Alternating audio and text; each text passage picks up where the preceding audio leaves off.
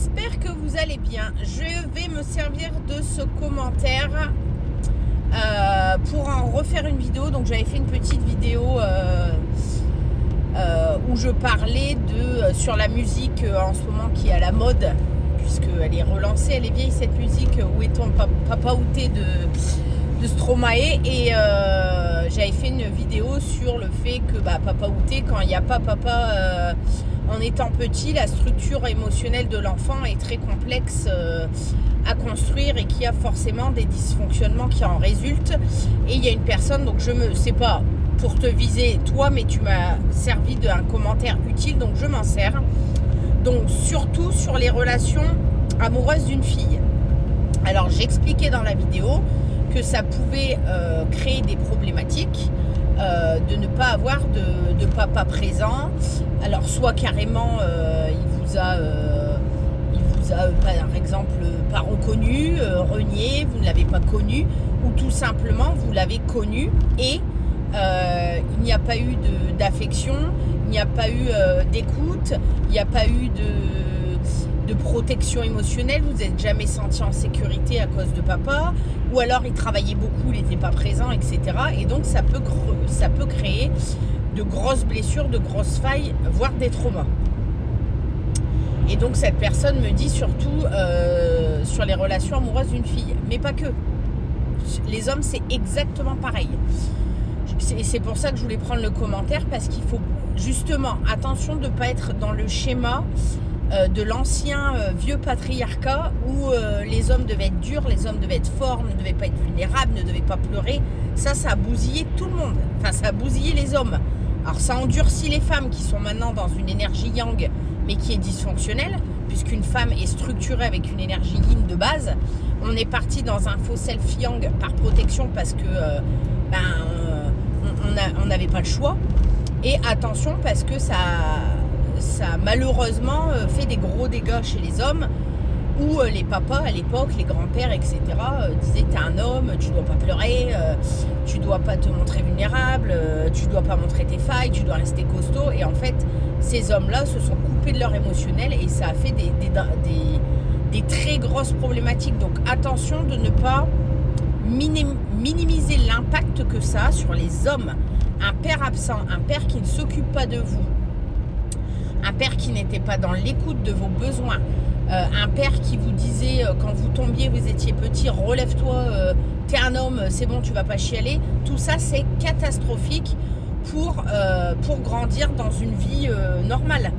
Un enfant, garçon ou fille, a besoin d'un filet de sécurité en étant petit, et s'il ne ressent pas cette sécurité en étant petit, alors soit ça va donner de l'abandon chez une femme, ça va créer de l'abandon parce que selon la perception de l'enfant, le papa n'était pas là parce qu'il travaillait, parce qu'il m'a pas reconnu, parce que il était là présent, mais c'est maman qui s'occupait plus de moi et papa il était complètement pas là, il me posait pas de questions, t'as l'impression qu'il s'en fiche de toi, etc.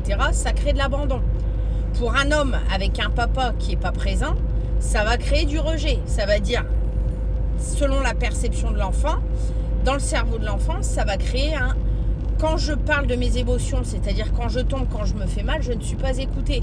Mon papa me dit: relève-toi, c'est pas grave, t'es un homme, tu dois pas pleurer. Donc, inconsciemment, boum, ça crée des mécanismes de coupure d'émotions, et c'est pour ça qu'on arrive sur des blessures de rejet. Bon, là, je vous ai donné un exemple lambda, mais il y en a plein. Je pourrais vous en citer des dizaines. Ça crée des failles énormes. On n'est pas plus fort émotionnellement quand on est un homme. Attention avec les croyances limitantes de se dire quand on est un homme on doit être plus fort. Non, ça c'était... Un homme est constitué comme une femme. Il doit pleurer, il doit dire quand il est triste, quand il va pas bien. Mais bon, le patriarcat a dit qu'à l'époque on était... On va reprendre un terme des années Wallace, des chic molles ou je sais pas quoi. Des chic molles, c'est ça qu'on disait, ou des choses beaucoup plus violentes, mais je le dirai pas là. Enfin bref, donc faites attention de ne pas mettre tout le monde dans le même panier, mais en tout cas, que ce soit le papa ou la maman qui est absent émotionnellement.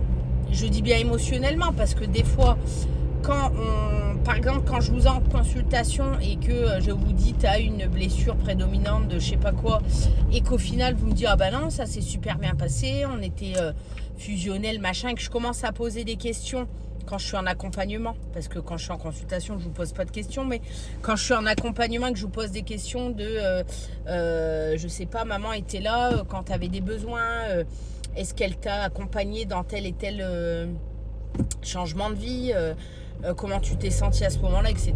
Et on voit que là, c'est le néant. Bah non, à l'époque, papa et maman, ils n'avaient pas le temps. Oui, bon, bah voilà, la blessure, elle est là. Il n'y a pas besoin d'être abandonné dans un panier en osier au pied d'une porte pour avoir des blessures. Attention, ça n'a rien à voir. Parce que souvent, on me dit non, j'ai pas été abandonné.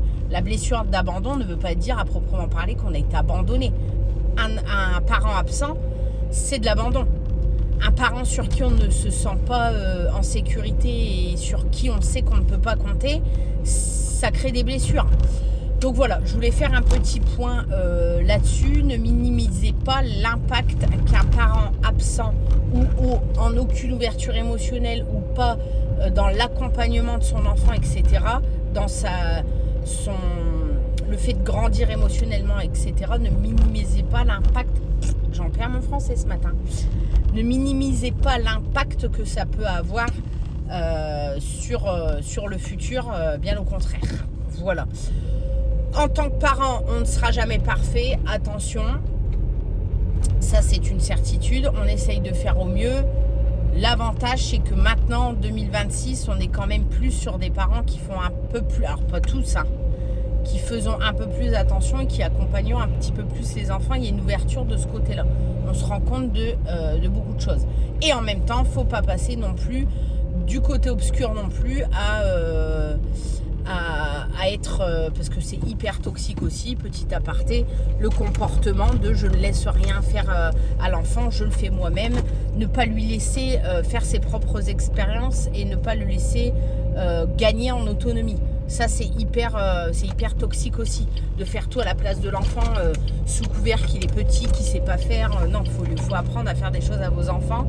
Et il ne faut pas les foutre dans une bulle non plus, parce que ça peut créer de grosses fêlures et de grosses failles, et ça peut avoir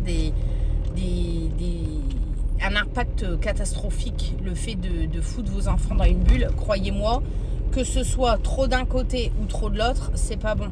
Il faut essayer de trouver un juste milieu entre l'écoute et le fait de laisser l'enfant devenir autonome, de lui laisser faire ses expériences, qu'il se plante, qu'il fasse les choses mal, etc., pour qu'il puisse apprendre.